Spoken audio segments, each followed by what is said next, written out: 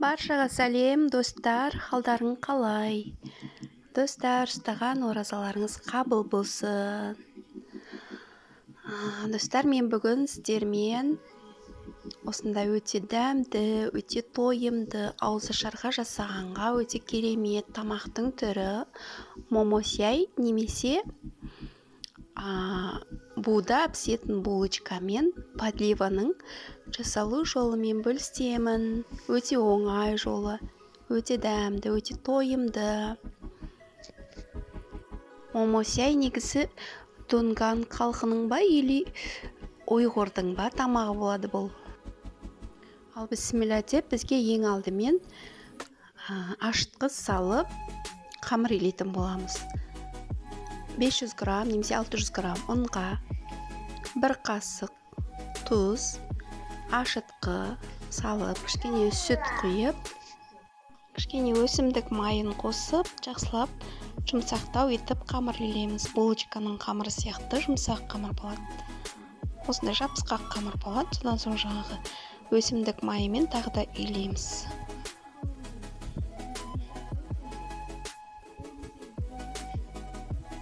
Өте жұмсақ қамыр болады осындай. Қамырымызды илеп болдық. Енді оны демалдырып, бетін жауып демалдырып қоямыз.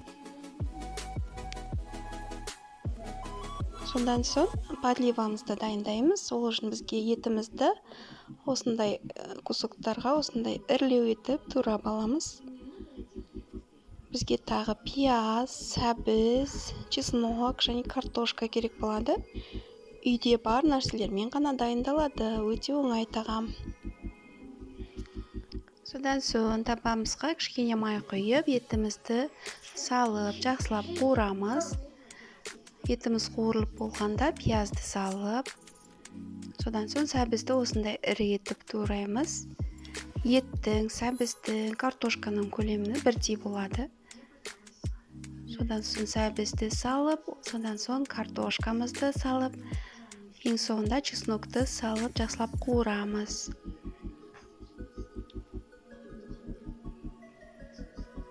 Содан соң 1 қасық томат салып,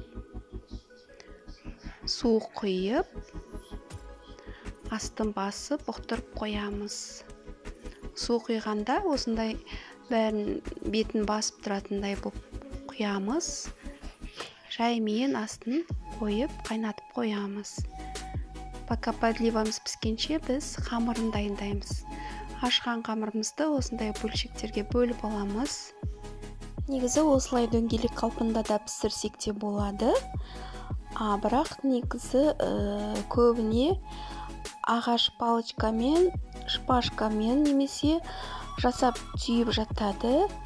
Олай түймей-ақ мен қазір көрсетем, осылай жайып, ішіне ерген сары майымызды жағып, орап, осылай әртүрлі етіп орауға болады.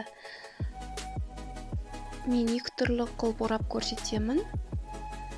Сары майды жаққаннан кейін бұл жерде аскөк салса да болады, майдалап турап, салмасаңыз да болады.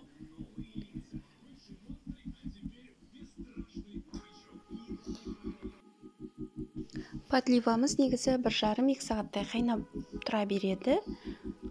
Ол еті бәрі уылжып піскеннен кейін дайын болады.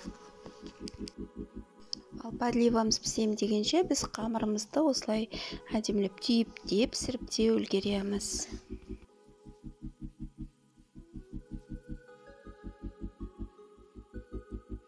Майды жағып болғасын осылай орап қойып қоямыз. Кішкене демалғаннан кейін демалдырып қоямыз. Екінші түрін 2 жағын қайырамыз, конверт сияқты.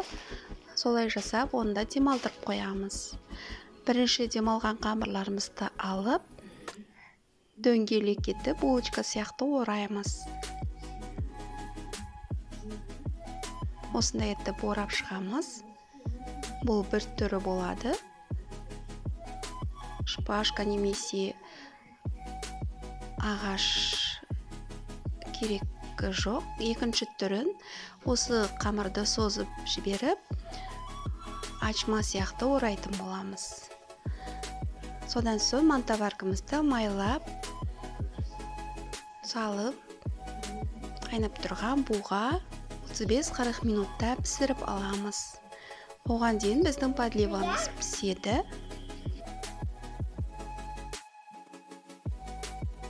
Бірінші подливамызды ыдысқа саламыз, содан соң қамырымызды осындай жан-жағына қойып шығамыз. Өте әдемі, өте дәмді, өте керемет, өте тойымды. Міндетті түрде жасап көріңіздер. Өте оңай жасалады. Достар, видео ұнаса лайк басып, комментарий жазып кетіңіздер. Рахмет.